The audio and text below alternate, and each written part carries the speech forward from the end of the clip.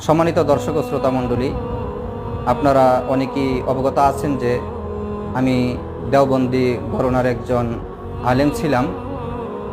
আমি দেওবন্দি মাদ্রাসার দেওবন্দি সিলসিলার একটি স্বনামধন্য প্রতিষ্ঠান জামিয়া কুরআনিয়া আরবিয়া লালবাগ থেকে দাওরা শেষ করেছি।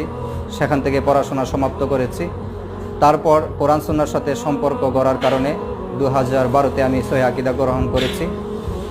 আলহামদুলিল্লাহ, তাদের মাঝে যে সমস্ত শিরিক এবং বিদআতগুলো রয়েছে সেগুলো আমি উপলব্ধি করতে পেরেছি। তাদের মাঝে যে ভ্রান্ত মানহাজ রয়েছে সেগুলো আমি উপলব্ধি করতে পেরে আলহামদুলিল্লাহ আমি ভ্রান্ত আকীদা মানহাজ পরিবর্তন করেছি। তো আজকে আমি তাদের মাঝে যে সমস্ত বেদাআতগুলো দেখেছি আমি সেইগুলো আপনাদের সামনে সংক্ষিপ্ত আকারে কতিপয় বেদাআত তুলে ধরবো ইনশাআল্লাহ। আমরা